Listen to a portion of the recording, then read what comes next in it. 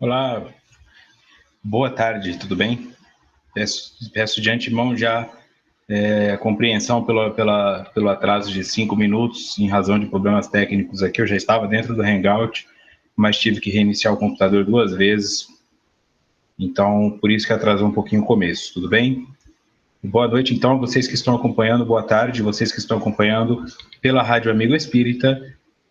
Muita satisfação estarmos aqui. Hoje, como teve o atraso, eu não consegui pegar o nome das pessoas que estão aqui no ao vivo, vocês que estão no Hangout, que baixam no SoundCloud. Muito obrigado pela companhia, muito obrigado pelo apoio. Tá aqui no YouTube também, o Pierre, o Ruben, a Rita, a Carol e a Valéria, certo? Então aqui no Hangout nós temos o José Aparecido, a Rita, a Elisa, a Cristina, a Elaine, a Ellen, a Fernanda, o Dioclésio, a Eliane, a Leandra, a Estela, a Márcia, a Cláudia, o Pierre aqui. O Pierre está nos dois lugares. O Pierre é onipresente.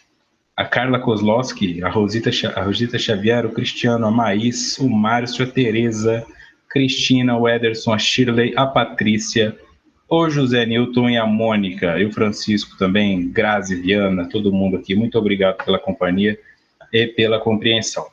Então vamos em frente, que já perdemos muito tempo. Este é o estudo da obra Triunfo Pessoal, escrita por Divaldo Franco e Joana de Ângeles, realizado pela Rede Amigo Espírita. E eu sou Vitor Antenori Rossi.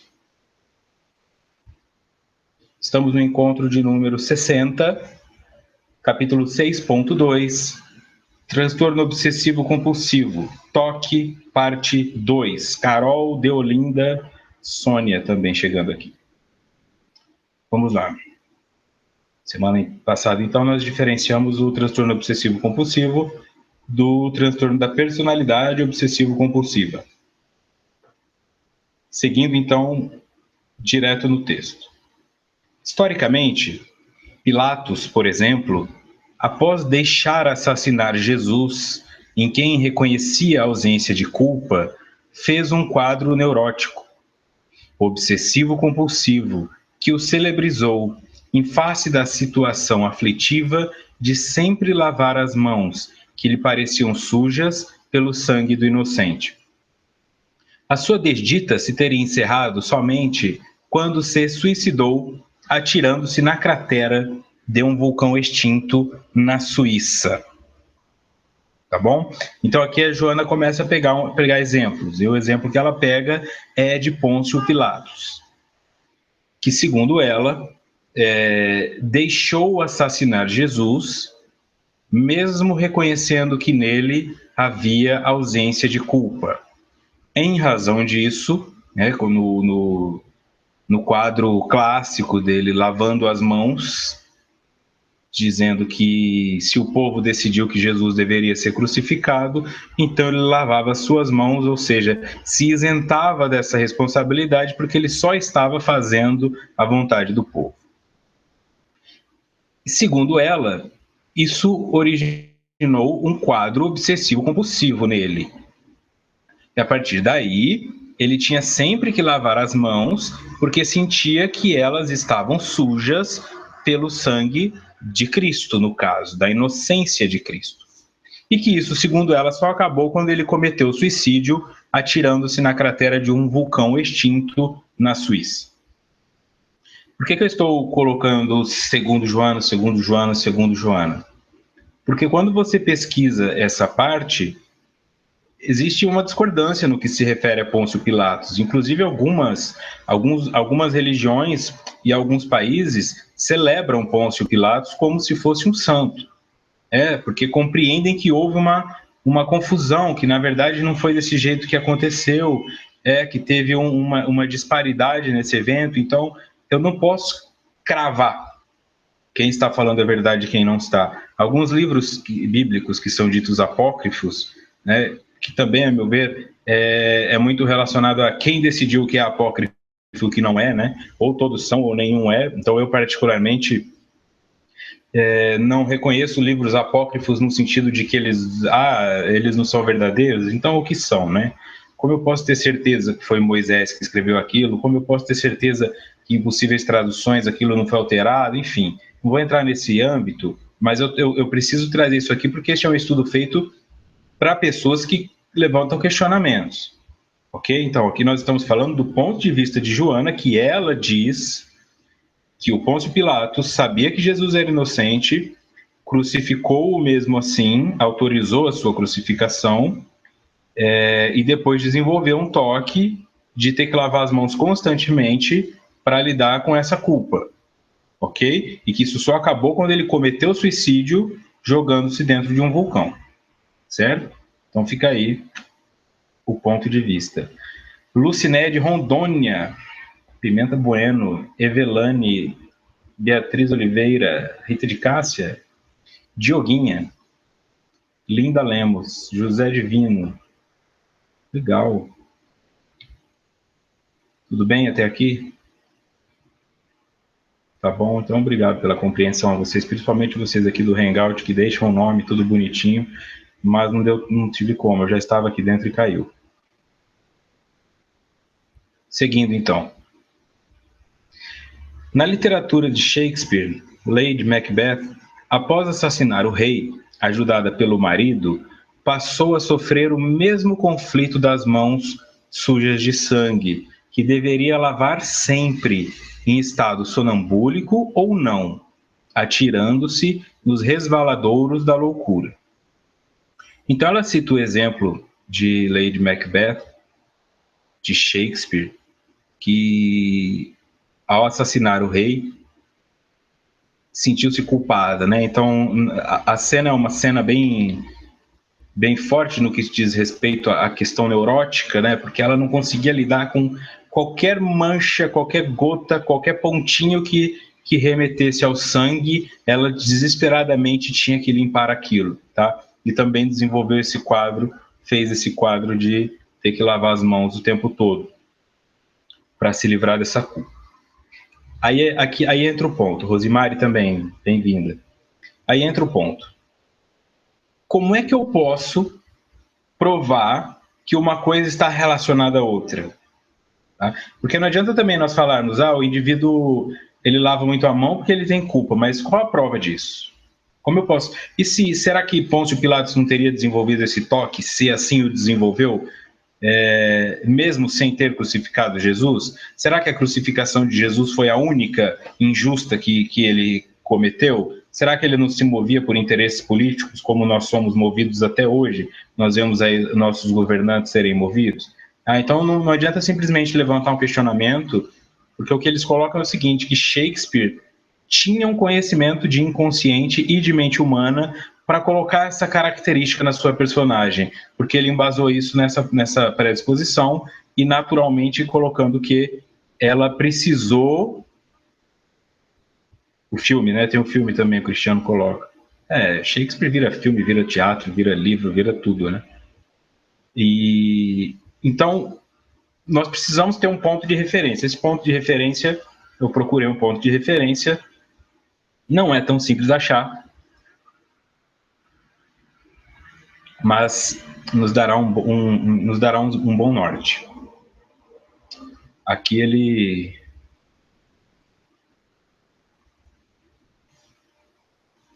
E travou novamente, ó. Mas vamos lá.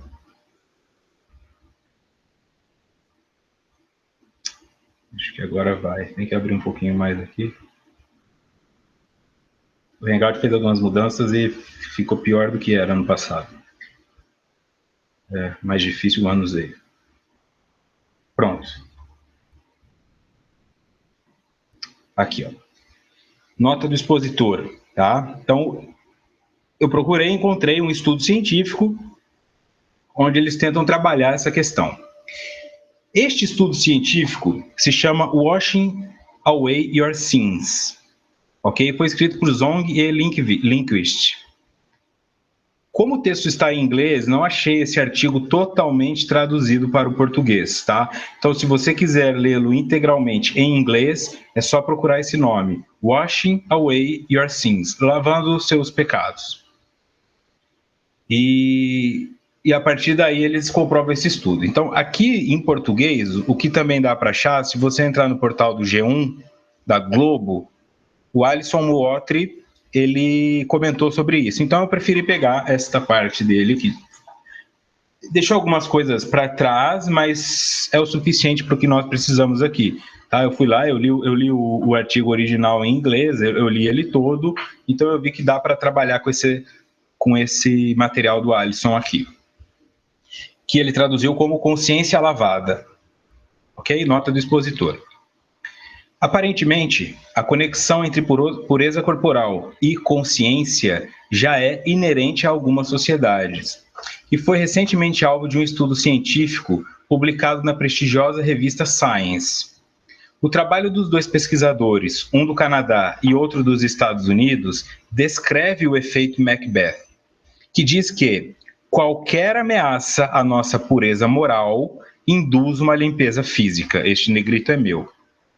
Ok? Então, eles colocaram isso como efeito Macbeth, justamente ligando a esta personagem de Shakespeare. Tá? Então, eles fizeram um estudo científico baseado nisso. Os experimentos foram desenhados de forma elegante, com devidos controles e submetidos a rigorosos testes estatísticos. A tragédia de Shakespeare empresta o nome a esse efeito, devido ao fato de que Lady Macbeth acredita poder se livrar do peso da consciência do assassinato do rei Duncan lavando-se com água. Lady Macbeth fica obcecada em limpar sua consciência ensanguentada, removendo todo respingo de sangue que encontra. Isso tudo está no artigo. Certo? Então eles partiram deste preceito, continuando em nota do expositor. Para medir a consciência suja, entre aspas, os pesquisadores pediram aos participantes para se lembrar de episódios éticos e não éticos em que estiveram envolvidos no passado. Depois, os participantes foram submetidos a um jogo de palavras, onde poderiam optar por um grupo de palavras relacionados à limpeza, como, por exemplo, sabão, ou totalmente não relacionada, mas ortograficamente semelhantes, por exemplo, salão. Para participantes que se lembraram de episódios não éticos, optaram significativamente mais por palavras relacionadas à limpeza. Além disso, no final do experimento, os participantes podiam escolher um brinde, entre parênteses, um lápis ou uma toalha antisséptica, ambos previamente testados e classificados como neutros por um grupo de controle. A maioria daqueles que se lembraram de episódios não éticos optou por escolher a toalha antisséptica, evidenciando a preferência por limpeza física. Tá? Então vamos lá. Grupo de controle, né? Para quem não tem o conhecimento disso, quando vai se fazer algum teste, você tem um grupo que é chamado grupo de controle. É o grupo que não é exposto necessariamente ao agente que está sendo testado.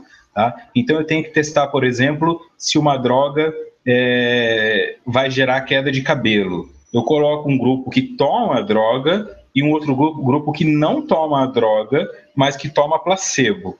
Ninguém sabe quem está tomando a droga. Eu tomo uma pílula, ela pode ter a droga ou não. Então este grupo é o grupo de controle. Porque se eu dou para todo mundo e cai o cabelo de todo mundo, também não quer dizer que é o que não é. Então eu ponho um grupo que é o grupo de controle. Então antes do experimento, eles colocaram um grupo de controle e perceberam que eu vou dar um brinde para a pessoa que está relacionada à limpeza e o outro que não está. Eles perceberam que havia um equilíbrio. As pessoas não sendo colocadas em relação com seus comportamentos não éticos, elas não buscavam a toalha antisséptica, ok? Então, como que funcionava esse primeiro teste deles? Eles pediam que as pessoas escrevessem, tá? Entrassem em contato com informações éticas e não éticas. Então eu vou perguntar para você, você tem alguma memória, você tem alguma lembrança, teve alguma situação onde você não foi ético, onde você foi ético, enfim e tal. E depois eles colocavam aqueles, igual quando é criança, sabe a forca? Que tem aqueles tracinhos embaixo, você tem que adivinhar qual letra está lá. Então eles colocavam isso, né? Então nós vamos pensar que eles fizeram isso em inglês. tá? Então, eles colocavam, por exemplo, o S e o P separados e mais dois quadradinhos. Você pode ter shop, você pode ter soap, você pode ter stop, você pode ter várias palavras que complementam ali. Mas eles perceberam que a maioria das pessoas, depois de entrarem em contato com experiências não éticas, a mente delas as fazia enxergar sabonete. Por isso que aqui ele colocou sabão e salão. Tá? Então é como se colocasse assim, um S e um O no final e os 3 espaços vazios. E você tem que preencher com o que você quiser. A maioria vai escrever sabão. Né? Porque, segundo eles, inconscientemente sentem-se sujas por terem entrado em contato com uma experiência não ética e buscam, de alguma forma, se limpar disso aí. Então essa foi a primeira parte da experiência que eles fizeram, mas ela se desdobrou um pouco mais.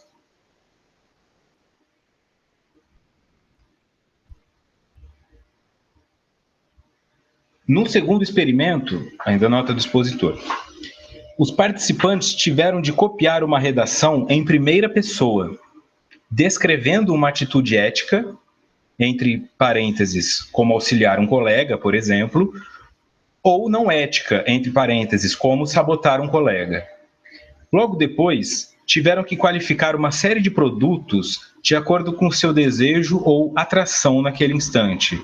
Novamente, os participantes que copiaram a redação com conteúdo não ético optaram por produtos de limpeza ou higiene pessoal. Então isso vai ficando cada vez mais claro.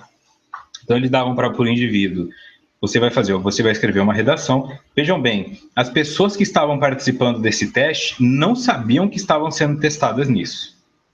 Tá? Elas não faziam ideia. Elas foram convidadas e eles disseram assim, olha, nós vamos fazer um estudo sobre escrita, um estudo sobre ortografia, então, por favor, pega esse texto aqui e copia ele, só para nós vermos você escrever. E lá no texto, que era escrito em primeira pessoa, era um indivíduo contando que sabotou um colega de trabalho, ou um indivíduo contando que ajudou um colega de trabalho.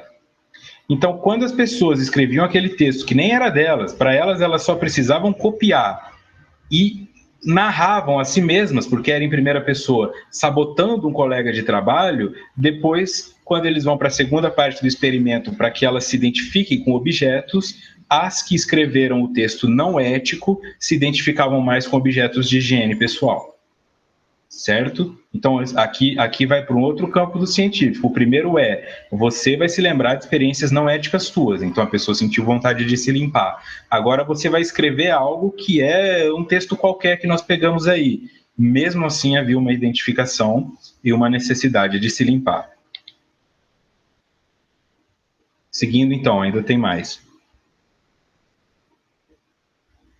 Bom, os pacientes que copiaram a redação com conteúdo não ético optaram por produtos de limpeza ou higiene pessoal. Tá? Como que eles faziam isso aqui da atração? Colocava vários objetos na frente do indivíduo. Tá? Por exemplo, uma escova de dente, um sabonete, e aí uma coisa que não tem nada a ver com limpeza, uma lata de Nescau, vamos supor assim, e fala para ele, de 1 a 7, quanto você se sente atraído por este objeto? Quanto este objeto te chama a atenção agora? Então as pessoas davam notas altas para os objetos de limpeza após terem escrito a narrativa não ética, onde sabotaram um colega de trabalho.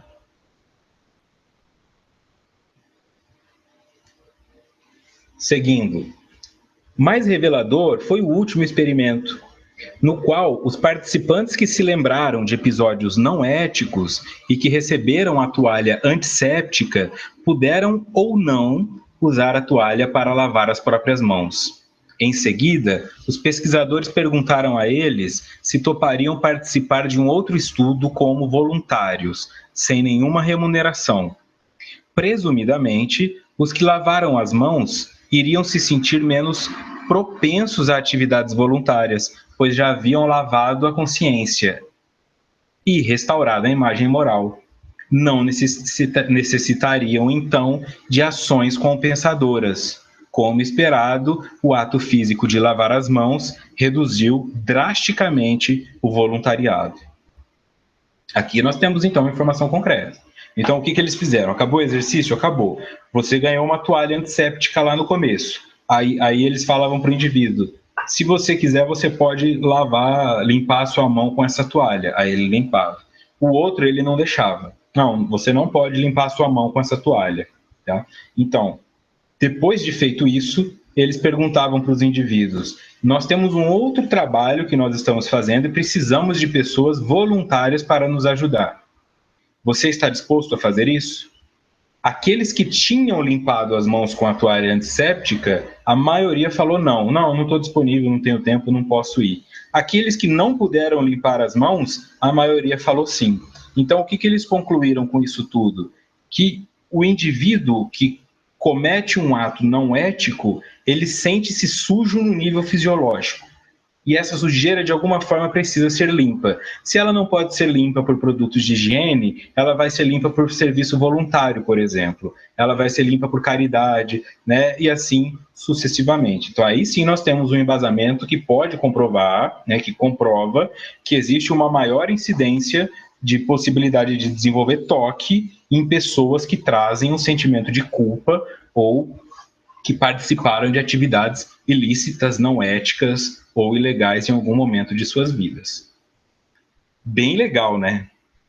Eu achei maravilhosa a iniciativa deles, assim, achei sensacional a forma como eles dispuseram o trabalho, a forma como eles apresentaram o trabalho. Não é um artigo extenso, né? Mas traz muita informação, tá bom? Então, como eu disse, não adianta ficar repetindo tudo sem falar. Tem embasamento? Não tem embasamento? Então, aqui nós temos um embasamento, por isso que eles consideram que Shakespeare sabia o que estava fazendo quando colocou Lady Macbeth para ficar lavando as mãos após ter matado o rei. Tá? Não foi uma coisa aleatória. Então, por isso que isto, segundo eles, chama-se efeito Macbeth, que é esta mesma personagem a qual Joana de Ângeles se refere. Conclui-se assim que o voluntariado basicamente é praticado por pessoas com sensação de culpa, diz a Linda Lemos. Não necessariamente. As pessoas com sensação de culpa têm mais chances de se sentirem motivadas a isso, mas nem todo mundo que é voluntário está lá por esse motivo. Mas como que nós fazemos a leitura disso? Eu sempre, de quando eu estava no 5º ano de faculdade até hoje, eu sempre fiz alguma coisa voluntária. Fosse em grupo, fosse exterior, fosse aqui virtual, que nem eu estou fazendo esse estudo. Então, eu entrava em contato com o voluntariado. E é desse jeito. Pessoas em situação de perda ou em situação de dívida moral, elas querem fazer um trabalho voluntário. Duram 2, 3 meses e desistem. Quem tem casa espírita ou quem tem ONG que ajuda de alguma forma, sabe o que eu estou falando aqui. Tá? Sabe o que eu estou falando aqui. A pessoa fala, eu quero ajuda, vai na casa. Eu me lembro de um indivíduo que tinha perdido a esposa num acidente, sentia-se culpado por aquilo de alguma forma, podia ter feito algo, entrou como voluntário na casa espírita, começou a se propor um monte de trabalhos, abandonou tudo quando a culpa passou. Foi só ele arrumar uma outra namorada, ela era casado há vários anos, a esposa morreu no acidente, então ele ficou naquele luto, acabou o luto, acabou a culpa, ele começou a namorar de novo, desapareceu. Por quê? Porque é isso, eu preciso dar aquela limpada, tá? Todos têm sujeira e culpa, o José Divino coloca. Todos, em algum momento, participaram de algum ato que era antiético, se não no passado, no presente, mas o quanto isso pesa na consciência de cada um é impossível mensurar. Tá? Imaginar também que sejamos totalmente limpos também pode ser uma proposta para desenvolver um transtorno. Como eu quero dizer, eu tenho que ser perfeito, eu não posso falhar. Ai, falhei, preciso me limpar disso, vou fazer voluntário. A pessoa vai 18 dias por semana na casa espírita fazer voluntariado, porque cometeu um erro porque assistiu um filme pornográfico. Então, entende? Não é só um lado. Buscar exageradamente a limpeza espiritual, quero ser santo da noite para o dia, também é um adoecimento. O consciente eu cometo erros, eu cometo acertos. Se os acertos forem maiores do que os erros, então eu estou em lucro. Se forem menores, estou em déficit. E se eu estiver empatado, eu estou em déficit, porque o zero, em se tratando de espiritualidade, é prejuízo. Tá? Se você não está fazendo nada e estagnou, então você não está bem. O ideal é que sempre haja um progresso, porque é uma lei de progresso que nos movimenta. Tá? Então, se o trabalho voluntário começa a surgir para você como uma atitude, identifique, eu estou fazendo isso porque eu quero, eu estou fazendo isso para aparecer, ou eu estou fazendo isso para me limpar. Se for para se limpar, depois que a tua sujeira ficar lá no lugar, você vai embora e os outros é que tem que ficar limpando ela. Isso é muito pesado. Por quê? Eu vou, por exemplo, numa casa lá e falo, olha, eu quero fazer um trabalho voluntário com dependentes químicos. Aí eles falam, tá bom, vamos juntar as pessoas. Aí eu monto um grupo de 25 pessoas dependentes químicas. E aí a minha culpa acaba, eu falo, não quero mais. Aí eu deixo a casa espírita com 25 dependentes químicos que estavam acompanhando o trabalho, que criaram alguma dependência do trabalho, e aí se vira com isso. Então é melhor não ir. Tá? Lembre-se disso. Se você está indo para se limpar em algum lugar, primeiro limpe-se na sua casa, fazendo terapia, fazendo meditação, procurando médico, procurando reiki, procurando o que você quiser, acupuntura, mas depois você vai para outro lugar. Então, trabalho voluntariado é algo que nós deveríamos buscar com mais afinco quando estamos nos sentindo beneficiados pelo mundo e não prejudicados por ele. Fica claro isso aí? Como eu pedi, eu já fiz trabalho voluntário e como exemplo que você mencionou, não durou muito e me senti um pouco mal com isso. É isso aí, Cristiano também assumindo aqui, ó, trazendo um lado positivo. Foi um luto produtivo, mas é o que eu falei, né? Até que ponto? Não adianta você falar, mas eu fiz pelo menos 2 meses de trabalho voluntário e comecei um trabalho, mas a bagunça que você deixa é uma responsabilidade sua. Não é bem assim, qualquer coisa basta, né? Então, como eu coloquei, talvez para quem não acompanha a minha página, o ano passado eu pedi ajuda com o canal Mood de alguém que fosse designer para ajudar na reestruturação do logo. Pedi ajuda, não obriguei nada, mas tinha que ser uma ajuda competente também, não adianta fazer uma montagem feia no Paint e falar, tá bom. Ou seja, não é porque é de graça que tem que ser ruim. Tá? Esses estudos aqui não são remunerados, mas nem por isso eu vou chegar aqui descabelado, não preparei nada, vamos bater um papo. Não pode ser assim, certo? Então, confiei na pessoa, ficamos 2 meses ali, troca, um trabalho de qualidade duvidosa, mas tentando. De repente, o objetivo foi colocado assim, verbalizado pela pessoa. Eu vou te ajudar porque eu tô com uma doença, então eu tô com tempo, isso vai ser bom para mim, me ajudar a me reerguer. Tá bom. A pessoa se reergueu e de repente, quando eu precisava do trabalho pronto, que já estava com as datas todas montadas, ela falou, eu não posso te ajudar agora porque apareceu um trabalho maior, mais importante para mim, do qual eu vou ganhar dinheiro. Quer dizer, é disso que eu estou falando. O outro fica com um prejuízo que é o prejuízo do tempo, às vezes. Não é só uma questão financeira. É o tempo que a pessoa disponibilizou para te ajudar e você foi lá só tomar um banho na casa do outro e nem passou o rodinho para puxar a água que deixou no chuveiro. A Cristina disse que começou o seu trabalho no momento certo, visto que é grata por tudo que já lhe fizeram. Eu deixo essa reflexão. Tem gente que pensa assim, não, qualquer coisa tá bom. Eu não penso assim. Né? Eu acredito que o trabalho voluntário é uma responsabilidade muito grande, tá? E se você, então, trazendo isso para uma outra analogia, imagina um indivíduo que não está acostumado a comer pão, tá? Ele foi morar na rua e agora ele come uma coisa no lixo, outra coisa no lixo, ele se adaptou àquilo, então ele já não sente mais falta de comer pão. Aí você vai lá e dá um pão para ele hoje, dá um pão para ele amanhã. Depois de 1 mês, ele já quer comer o pão todo dia, e você fala, não quero mais. Então, era melhor tê-lo deixado sem, tá? Melhor ter deixado sem. Quando nós falamos de um voluntariado em direção a si, eu vou fazer caminhada para me ajudar, pode desistir à vontade. Mas se você está com um projeto megalomaníaco, maravilhoso, de salvar o mundo para daqui 2 meses largar o mundo de novo, então fique em casa. Vai se limpar primeiro disso para ter certeza, porque deixa as pessoas na mão. Eu citei o do dependente químico porque é pesado. Então, às vezes, eu via pessoas montando o grupo, eu trabalhei como voluntário nisso também, as pessoas montavam um grupo, seguravam o pessoal chegava para a reunião, a pessoa tinha faltado, porque é voluntário, né? Não, vou comer sushi com meu namorado. Aí eu não vou mais porque hoje estava chovendo. Eu já trabalhei muito, tô cansada, não vou não. E aí o pessoal que tinha se juntado para ir lá assistir a reunião, que o pai levou de carro, Quem tem um filho usuário de droga em casa sabe o que eu estou falando. Leva de carro e busca de carro, porque se o menino se perder no caminho, já era. Então ficou aquele... Eu lembro dessa imagem, porque não foi uma vez só, mas essa foi muito forte para mim.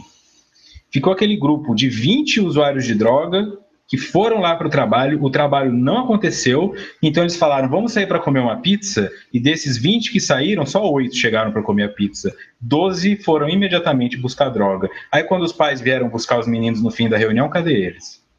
Teve que sair procurando em biqueira, teve que sair procurando em porta de bar. Como é que faz o trabalho desse? E a nossa cara, como é que fica? Então, é nisso que eu estou falando. É uma responsabilidade muito grande ser voluntário.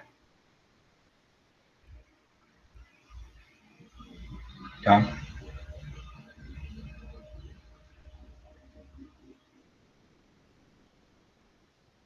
Se conseguir colocar alguém no lugar, tudo bem. Como aconteceu aqui com os estudos. Não ia dar para continuar os estudos por certas questões pessoais, mas como não conseguiram colocar ninguém para continuar esses estudos aqui, eles também não podiam ficar pelo caminho, porque esta responsabilidade é minha, por isso aqui estou. Tudo bem? Para que as pessoas não falem, isso e aquilo, estamos aqui, vamos fazer esses estudos até o fim, e porque não dá para deixar o trabalho pelo caminho. Muita gente ia ficar pelo caminho se ninguém tomasse as rédeas disso aqui de novo. Seguindo em Joana agora. A semelhança desses personagens, aqui eu falando Pilatos e Lady Macbeth, o conflito adquire robustez e apresenta-se em inúmeros pacientes, como a necessidade de se banharem continuamente, usando álcool e outras substâncias desinfetantes, a fim de se isentarem da imundície de que lhes parece cobrir o corpo. Dando exemplos aqui, né? Se doar é ato de amor, diz a Linda. Ela dando exemplos aqui de outros tipos de neuroses, né? Não é só lavar a mão. Então aqui o que ela está falando? Pessoas que precisam ficar o tempo todo se desinfetando. Segundo ela, porque se vêm sujas, tá? É uma sujeira que nunca termina. Então, lembrando novamente aqui, que filme eu assisto para entender melhor o que é o transtorno obsessivo compulsivo? A meu ver, o principal, o mais centrado, chama-se Melhor é Impossível, com Jack Nicholson e Ellen Hunt. Tá? Eu não assisti até hoje um filme que explica com mais clareza a ênfase do que é ter toque, porque não se trata apenas da mania. Não é só o que o personagem do Jack Nicholson, que tem toque, faz. É o que ele perde na vida por causa disso. É o quanto ele sofre. É o quanto ele faz as pessoas que o amam sofrer. É o prejuízo social e espiritual que ele tem com a doença dele. Além, é claro, da doença ser muito bem colocada, porque ele é um ator fantástico, né? Deve ter morado com uma pessoa que tem toque para observar os hábitos, porque o jeito que ele faz é genial. Então, se você quer assistir um filme sobre isso, Melhor é Impossível, tá? Melhor Impossível ou Melhor Impossível. Dos anos 90 o filme, não é tão recente.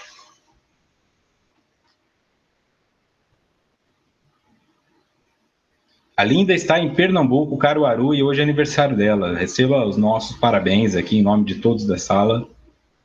Mais um ano vivido, aprendido, sobrevivido. O Ederson gosta do Melhor Impossível. Trabalho voluntário é igual trabalho remunerado. A diferença é que este se ganha em forma de material. Aqui, ó. Márcio Viana. Trabalho voluntário é igual ao trabalho remunerado. A diferença é que este se ganha em forma material e aquele na forma espiritual. Concordo gênero, número e grau, porque também não precisamos ser hipócritas, né? Quem trabalha, trabalha por dinheiro, porque quer ter dinheiro. Eu trabalho por dinheiro porque eu preciso sobreviver. Não, você trabalha porque quer ter dinheiro, quer ter um carro bom, quer ter uma casa legal, quer fazer uma viagem de vez em quando. Então, por que espiritualmente também eu não posso falar que eu quero um bônus hora? Lógico que quero. Ué, não, eu faço, não, faz porque precisa fazer, porque sabe que essa é a moeda de troca, porque sabe que esta é a valorização do indivíduo no plano espiritual, porque é isso que faz o teu espírito crescer. Um espírito rico não é um espírito com muitas posses, mas é um espírito com muitas vivências positivas. Então, é legal que você tenha trazido esse ponto de vista, porque é isso. Trabalho voluntário não é um favor que você está fazendo ao outro. Não é um favor que você faz ao outro. É um dever que você faz para consigo. É bem diferente pensar dessa maneira. Ah, eu sou o salvador. Não esquece que você está salvando o mundo. Nem Jesus te colocou como salvador do mundo. Nós é que o colocamos às vezes. Tá? Você tem que salvar a si. Salvação individual. Salvação da sua ignorância. Salvação da sua vaidade. Salvação da sua avareza. Então, se você conseguir fazer isso, falar, eu tenho tempo de fazer trabalho voluntário? Tem. Precisa ser algo grandioso que modifique o mundo? Não. Se você modificar o mundo de uma pessoa, já é grandioso. Grandioso. Imagina alguém que nunca sorri e graças a você sorri. Imagina uma criança que nunca foi abraçada e graças a você recebe um abraço. Qual é o preço disso? E o que eu tenho que fazer? Sair da minha casa, ir no orfanato, pedir licença e abraçar. Só que eu não posso ir abraçar hoje e amanhã sumir. Então é melhor não ir. É isso que eu estou colocando aqui. Não é para desmotivar ninguém de trabalho voluntário, mas é para desmotivar o trabalho involuntário. Estou fazendo porque eu sou bom. Não vá por este caminho. Trabalho voluntário é responsabilidade, pode durar anos.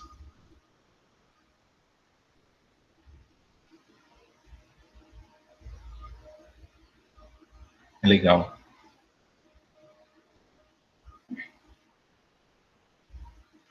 Olha aqui, Adi Dias. É bom?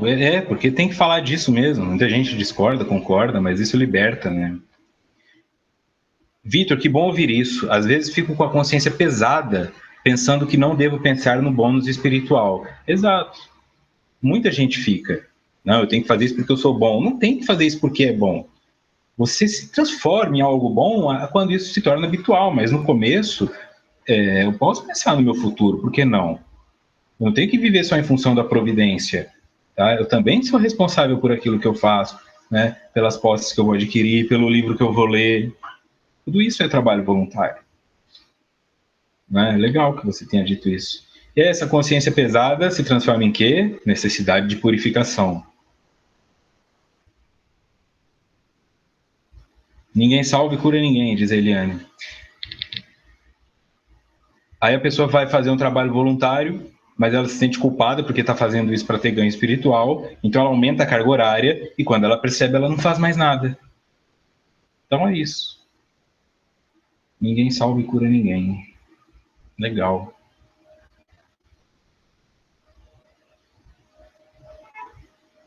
Vamos em frente.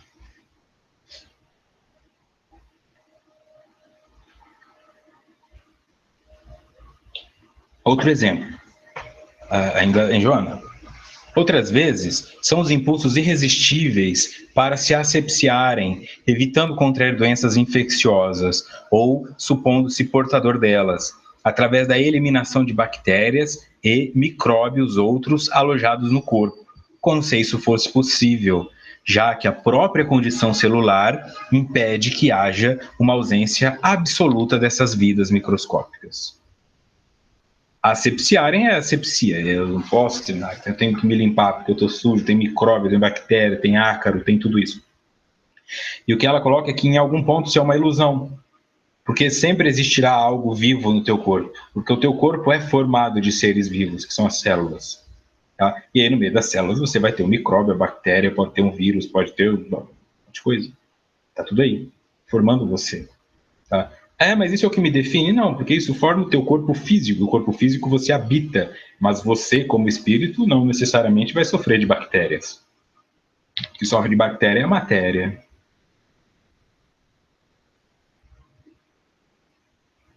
Né? Aí complica. Então a pessoa fica com o sentimento de que ela tem que se limpar o tempo todo, e na verdade ela é. Né? Nós somos um ser vivo. Se você for pensar, bactéria, o micróbio, isso faz mal porque ele estraga o meu corpo físico, o planeta Terra sendo um orbe, uma coisa viva, porque o planeta Terra é formado por substâncias, por matéria, nós também não somos parasitas? Olha o buraco que tem na floresta amazônica, olha o rio Tietê como é que está. Não somos nós que estamos destruindo isso? Então, de certa forma, nós também não somos parte deste macro? cosmos, não somos nós, as bactérias, os vírus, destruindo tudo, detonando tudo, colocando fogo, poluindo, matando, torturando, se não pessoas, animais. Então, colocar isso aqui, não dá para se livrar, porque parte da matéria é isso. A matéria se compõe, se decompõe, se recompõe, se decompõe. Nós, às vezes, fazemos parte da recomposição, que tem alguém nesse momento plantando uma mudinha de árvore, e às vezes fazemos parte da decomposição, tem um cara botando fogo para construir um pasto. Tá? Então, esse é o ponto. Quando isso vai para outras questões, questões da culpa, questão da neurose, a questão de me sentir sem pecado nenhum, aí eu tenho um conservadorismo ortodoxo que muitas vezes leva o indivíduo à loucura. Não esquizofrenia, loucura. Loucura, sabe? Isso aqui é o diabo, porque o diabo... Aí eu vejo esses relatos de uma pastora que escreveu um livro aí, um artigo, não sei o que era, não lembro o nome dela. O diabo me levou para o motel. O que isso significa? Está aqui dentro. Se eu entrar em contato que eu me levei para o motel, eu me sinto suja. Então, o que eu preciso fazer? Eu não sou sujo. Alguém sujo me dominou por um instante, mas eu sou limpo. Aí tá lá fazendo palestra em vários locais, como ela deixou de seguir Satanás e agora ela não entra mais em motel. E tem gente fazendo isso com os filhos. Com quem você está falando? Criança começa a falar de pequena, porque a criança fala de pequena. Com quem você está falando? Olha, o dirigente, meu filho está falando com um espírito aqui, um amigo imaginário. Será que não é um obsessor? Sabe? Fica aqui, ó. Quem é que esse menino? O que ele está falando para você fazer? E assim, não deixa mais, sabe? Começa a notar isso em você. Você fica muito pesado viver. Beatriz, o diabo levou ela para o motel.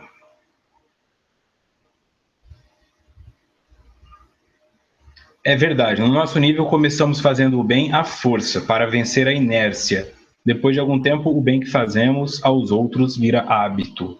Se tudo correr bem, sim. Correr bem, sim. Tá bom? Seguindo. Odores pútridos, quais os de cadáveres em decomposição, atormentam não pequeno número de enfermos, exigindo deles o uso de substâncias fortes e aromatizadas, que aspiram ou mascam, em desesperada tentativa de se libertarem dessas desagradáveis emanações, que, no entanto, encontram-se no inconsciente e são somatizadas, gerando desespero e alucinação. Pessoas que sentem odores mesmo, tá? Como se tivesse um cadáver decompondo, ela está falando aqui. Tem isso também. Elas precisam ficar usando perfume, substância aromatizada, chiclete, aqui ela coloca aspiram ou mascam. O que elas querem? Se libertar dessas desagradáveis emanações. Só que onde elas estão, na verdade? No inconsciente e são somatizadas, gerando desespero e alucinação, porque aquele cheiro não está, mas a pessoa sente. É pesado isso, tá? Quando nós ficamos reféns dos nossos sentidos, é pesado se libertar. Por isso eu falo aqui, não sai por aí falando que você tem toque, se você não tem, porque quem tem sofre muito com isso, para você transformar isso numa piada. É uma responsabilidade muito grande que nós temos de autodiagnóstico. Eu tenho toque, eu sou depressivo, eu sou bipolar, o que é pesado para o outro. É coisa pior para uma pessoa do que falar, puxa, todo mundo é depressivo, mas só eu não consigo sair da cama. É porque os outros não são depressivos, os outros estão tristes, estão melancólicos, estão nostálgicos, mas depressivo não é assim tão fácil, né? Então, se os teus sentidos começam a te dar essa ilusão de alucinação, de tem germe aqui, tem bactéria, eu não consigo usar o banheiro fora de casa de jeito nenhum, então eu paro de sair, eu não consigo andar em locais com muita gente, então eu paro de sair, vou mudando meus horários, perco meu emprego, perco a namorada, e eu vou me moldando, é aí que eu quero chegar no filme Melhor Impossível, assistam se puderem, é maravilhoso. Por isso, porque a sua vida se destrói. Não é a carne que é fraca, é o espírito que se declina ao mal, diz o Rodrigo. É a carne que responde ao espírito e não ao contrário. Então, eu concordo com você. Quem me leva para o motel, quem me leva para o cachimbo de crack, quem levanta a minha mão para bater no meu filho, sou eu. Sou eu. Tá? Depois sair por aí falando, não, mas muita gente, às vezes, o cara bate na namorada e fala, eu estava fora de mim. Não estava, você estava completamente dentro de você. Tão dentro de você que foi lá na tua essência agressiva. Então você não podia estar mais dentro de você do que quando você bateu na sua namorada. Ninguém está fora de mim. Me vê uma cegueira, eu não vejo o que eu estou fazendo. Vê. Tá? Você pode bloquear, mas você sabe o que está fazendo. Tá? Então, quando eu vejo, eu já estou fumando. Quando eu vejo, aí eu não sei o que fazer. Então, assim, você está vítima de um tipo de ilusão, de alucinação. Isso tem cura, é o que eu venho te dizer aqui. Tem cura. Porque, por enquanto, causa um prejuízo relativamente leve na sua vida, mais nas dos outros. Quando você se dá conta que você está no motel com a sua amante, quem vai sofrer com isso são seus filhos, seu casamento, né? Você não, você está gostando, você está com a sua amante ali. Só que em dado momento isso pode começar a ficar mais pesado. É isso que eu quero dizer, tá? Então, se você quer progredir espiritualmente, tire-se da matéria o máximo possível. Quanto menos você começar a se perder por comida, por sexo, por drogas, por televisão, por imagens, menos você vai sofrer.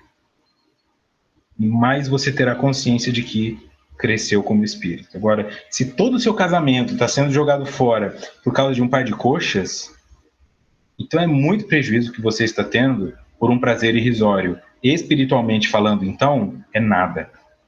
Né? Você está aí ficando 6 horas na fila para comer um pastel de vento. É isso que eu estou dizendo. Enquanto, às vezes, na sua casa tem um pastel totalmente recheado. Eu não estou na analogia com esposa, estou falando da casa, assim, teu carro talvez seja melhor do que você imagina, sua vida, seus filhos, sua família, começar a olhar para dentro, assim, falar, não, os valores que eu tenho materiais talvez não sejam maravilhosos, assim, o cupim e a traça estão comendo, mas e os valores que eu tenho como espírito? Será que eu não estou perdendo todos eles por causa de uma cachimbada? Seguindo.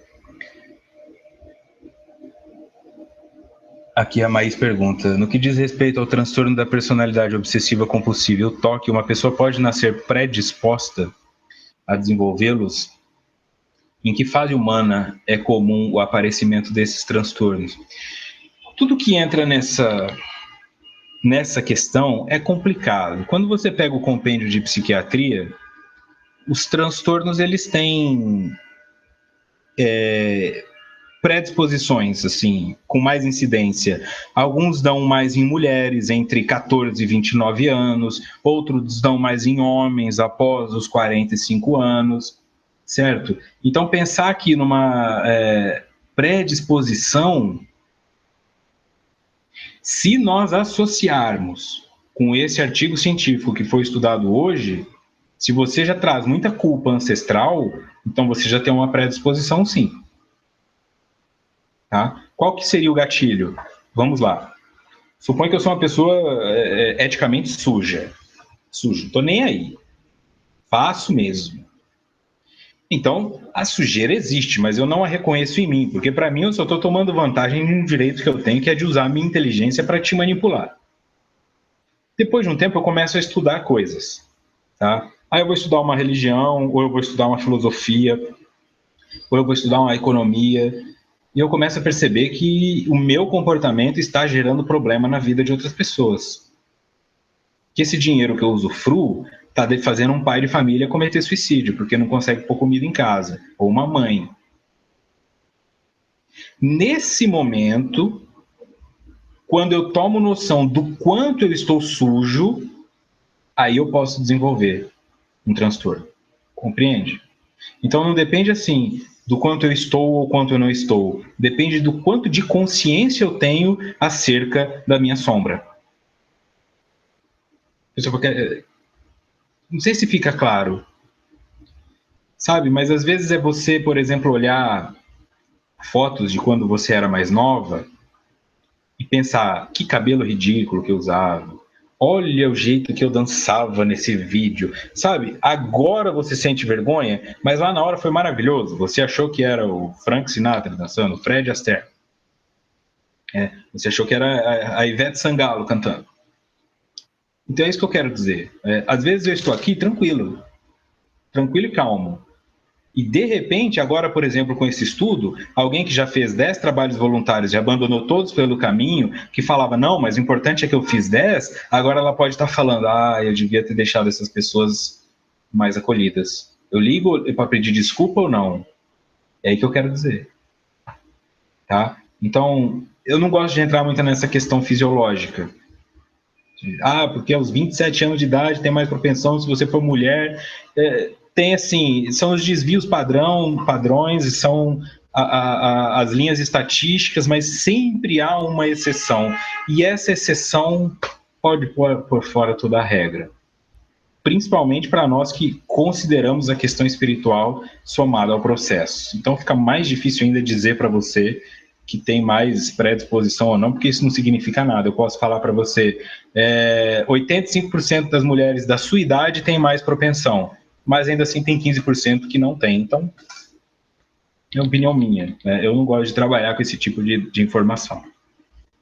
Mas se você procurar no DSM, você vai encontrar. Então, digita lá no Google DSM-5. O 5 com um número romano, tá? E aí você vai ter esses dados que você busca. Acho que eu não tinha lido aqui, né? Ok. Aqueles indivíduos que são portadores de caráter obsessivo apresentam-se invariavelmente sistemáticos, impressionando pela rigidez do comportamento, inclusive para com eles próprios. São portadores de sentimentos nobres, confiáveis e dedicados ao trabalho, que exercem até o excesso. Tá? Que não necessariamente faz mal para eles. Você pode pegar, por exemplo, o exemplo do Flávio Augusto, do Geração de Valor, dono do Orlando City. Você tem agora o prefeito João Dória em São Paulo. Independente do que o cara está fazendo, da sua posição política, tá? Se você segue a página dele, você levanta às 7 horas da manhã, ele já está lá fazendo reunião para alguma coisa. 9h30 da noite, ele ainda está fazendo reunião para alguma coisa. E é de segunda a segunda. Porque para ele, isso é um movimento normal. Dormir 4 horas por noite e já levantar trabalhando, fazendo, uma hora ele está fazendo reunião aqui, depois ele está lá na Zona Oeste, depois ele está na Zona Sul, ele fica o tempo todo. Isso para ele é interessante. Então, para quem quer uma contratação para mercado de trabalho, esse é o profissional perfeito. Agora, se você quer um marido que fica em casa, aí já não serve. Então, qual que é a prioridade do indivíduo? Se a prioridade do indivíduo é o trabalho e ele não tem tanta preocupação com família, então ele não sofre.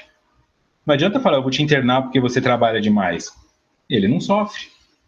Não é? Tem gente que vai entrar em depressão e querer cometer suicídio quando se aposenta, porque gosta de trabalhar. E aí deprime quando não pode mais. Né? Então é isso. Tem mãe que reclama que os filhos fazem bagunça em casa, o filho sai para ir para a faculdade e deprime.